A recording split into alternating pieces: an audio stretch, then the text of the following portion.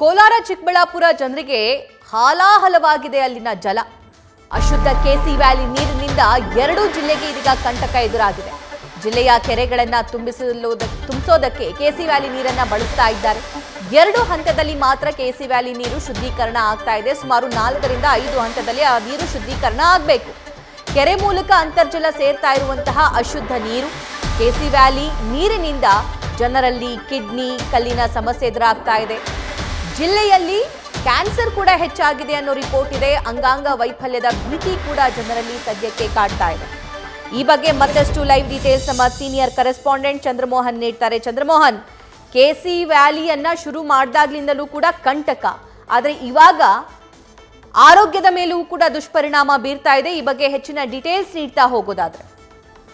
ಹೌದು ಸಭಾ, ಕೋಲಾರ ಮತ್ತು ಚಿಕ್ಕಬಳ್ಳಾಪುರ ಜಿಲ್ಲೆಗಳ ನೀರಿನ ಸಮಸ್ಯೆಯನ್ನು ಪರಿಹರಿಸಲಿಕ್ಕಾಗಿಯೇ ಸಿದ್ದರಾಮಯ್ಯ ಸರ್ಕಾರ ಈ ಹಿಂದೆ 2018ರಲ್ಲೇ ಕೆಸಿ ವ್ಯಾಲಿ ಮತ್ತು ಎಚ್ಎನ್ ವ್ಯಾಲಿ ಯೋಜನೆಯನ್ನು ರೂಪಿಸಿ ಜಾರಿಗೆ ತಂದಿದೆ. ಈ ಕೆಸಿ ವ್ಯಾಲಿ ಯೋಜನೆಯಿಂದ ಕೋಲಾರ ಮತ್ತು ಚಿಕ್ಕಬಳ್ಳಾಪುರ ಜಿಲ್ಲೆಯ ಜನ ತಮ್ಮ ಬಾಳು ಹಸನಾಗುತ್ತೆ, ಬಾಳುಗೆ ಈ ಕೆಸಿ ವ್ಯಾಲಿಯ ನೀರು ಬೆಳಕಾಗುತ್ತೆ ಅಂತೇಳಿ ಭರವಸೆನ ಇಟ್ಕೊಂಡಿದ್ರು. ಆದರೆ ಇವರ ಬಾಳು ಬೆಳಗುವ ಬದಲು ಈ ಕೆಸಿ ವ್ಯಾಲಿ ನೀರಿನಿಂದ ಜನರ ಬದುಕು ಹಾಳಾಗ್ತಾ ಇದೆ. ಮುಖ್ಯವಾಗಿ ಕೆಸಿ ವ್ಯಾಲಿಯ ನೀರನ್ನು 2 ಹಂತದಲ್ಲಿ ಮಾತ್ರ ಶುದ್ಧೀಕರಣ ಮಾಡಿ ಕೋಲಾರ ಮತ್ತು ಚಿಕ್ಕಬಳ್ಳಾಪುರ ಜಿಲ್ಲೆಯ ಕೆರೆಗಳಿಗೆ ಹರಿಸಲಾಗ್ತಾ ಇದೆ.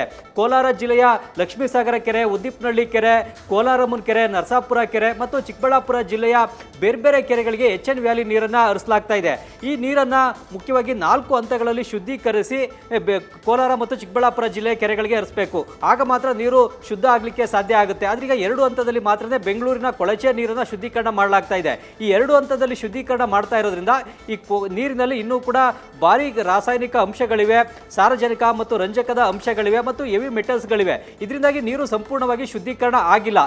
ಇಂಥ ನೀರನ್ನು ಅಂತರ್ಜಲದ ಮರುಪೂರಣಕ್ಕೆ ಬಳಸುವಂಥದ್ದು ಕೂಡ ಯೋಗ್ಯ ಅಲ್ಲ ಅಂತೇಳಿ ಬೆಂಗಳೂರಿನ IISc ವಿಜ್ಞಾನಿಗಳೇ ಸರ್ಕಾರಕ್ಕೆ ಮತ್ತು ಹೈಕೋರ್ಟ್ಗೆ ವರದಿಯನ್ನು ಕೊಟ್ಟಿದ್ದಾರೆ.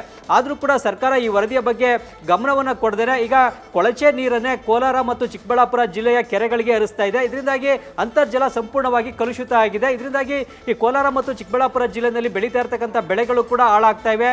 ಬೆಳೆಗಳ ಗುಣಮಟ್ಟ ಕುಸಿದಿದೆ. ಜೊತೆಗೆ ಇಲ್ಲಿ ಕೋಲಾರ ಜಿಲ್ಲೆಯಲ್ಲಿ ಹೆಚ್ಚಾಗಿ ಟೊಮೊಟೊ ಹಣ್ಣನ್ನ ಮತ್ತು ತರಕಾರಿಯನ್ನ ಬೆಳೀತಾರೆ. ಈ ತರಕಾರಿಗಳನ್ನ ಈ ಮೊದಲು ವಿದೇಶಗಳಿಗೆ ರಫ್ತನ್ನ ಮಾಡ್ತಾ ಇದ್ರು. ಆದ್ರೆ ಈಗ ವಿದೇಶಗಳಿಗೆ ರಫ್ತು ಮಾಡಲಾಗದಂತ ಪರಿಸ್ಥಿತಿ ನಿರ್ಮಾಣ ಆಗಿದೆ. ಸಭಾ, thank you Chandramohan. News first, ನಿರ್ಭೀತಿಯಿಂದ ನಿಮ್ಮ ಪರವಾಗಿ.